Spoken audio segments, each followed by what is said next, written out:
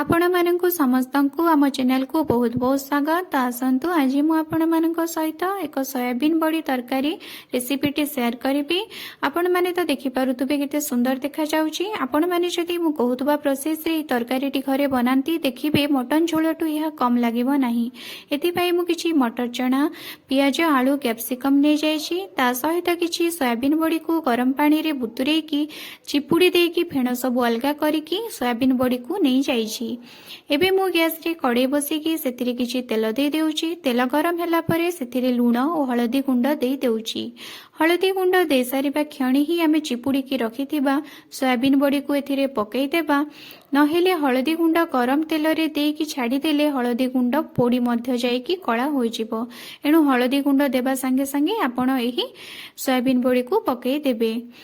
एबे सोयाबीन बड़ी को आमे भल भाबरे भाजी नेबा जेमिति कि यह गोल्डन ब्राउन हे जिवो बा लाल कलर होई जिवो। एही भली भाबरे सोयाबीन बड़ी भाजी होई गले आपण एहा को गोटे पात्र को ट्रांसफर करि देबे। एबे मु किछि मटर चना कैप्सिकम और आलू को एभली भाबरे बाछि की काटी की नै जाइछि। एबे मु किछि टमाटो प्याज को छोट छोट खंड करिके काटी देइछि। ता सहित किछि अदा और रसुण को मु छेची की नै जाइछि। एबे मु से समान कड़ाई रे किछि तेल दे देउछि। तेल गरम हेबा परे मु सेथिरे जो काटी की रखिथिली प्याज सब को पकई देउछि। प्याज पकई सारिबा परे प्याज को टिके भाजी देउछि। एबे मु ता ऊपर छेचा अदा और छेचा रसुण को पकई देउछि और ए सब को मु लाल हेबा पर्यंत भल भाबरे भाजी की नै जाउछि। जेमिति कि अदा और रसुण रो कंचा बास्ना तक सब पळै जिवो सेही भले भाबरे भाजी की नै जाउछि। एबे मु एथिरे किछि दालचीनी को एमिति खंड खंड करिकी पकई देउछि।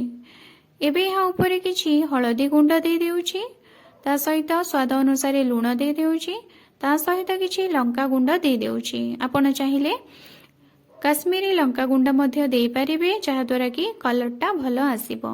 एबे या ऊपर किछि मु धनिया गुंड दे देउछि। गरम मसला गुंड दे देउछि। एही सब गरम मसला गुंड सब तक पकई सारिबा परे मु एहाको भल भाबरे पियाज अदा रसुण सहित गोळेकी नै जाउछि और एही मसला को भल भाबरे कसी देउछि। मसला एभली भाबरे सिझी की कसी हला परे एबे ता ऊपर मु किछि टमाटो को जो काटी की रखिथिली पकई देउछि और एहा तरळे जिबा पर्यंत अपेक्षा करूछि। टमाटो तरळी जिबा परे मसला रे भल भाबरे कसी नैछि। मसला भल भाबरे कसी हला परे एबे ता ऊपर मटर चना कैप्सिकम और आलू को मु पकई दे की मसला रे ए सब को भल भाबरे गोळे की नै जाउछि। मसला रे भल भाबरे गोळे सारिबा परे एहा ऊपर मु ढांकुणी दे देउछि और गैस रो फ्लेम को लो रे रखी की या को प्रायतः 7 रु 10 मिनिट पर्यंत छाडी देउछि। एबे मु घोडणी खोली की चेक करूछि। आलू तक सब सिझी जाइछि। मटर चना कैप्सिकम मध्य सिझी जाइछि। आपण देखिबे कैप्सिकम आलू टिके सिझिबा को टाइम नेबो। मटर चना तो शीघ्र सिझी जाइथे। आपण चेक करि नेबे जदि आपणकर आलू की कैप्सिकम सिझी नै आपण आउ टिके घोडणी दे की याकू सिझेई नेबे।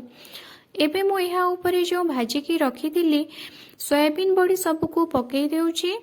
सोयाबीन बड़ी सब को पकई सारिबा परे ता ऊपर किछि गरम पानी दे देउछि और या को फुटिबा पई छाडी देउछि।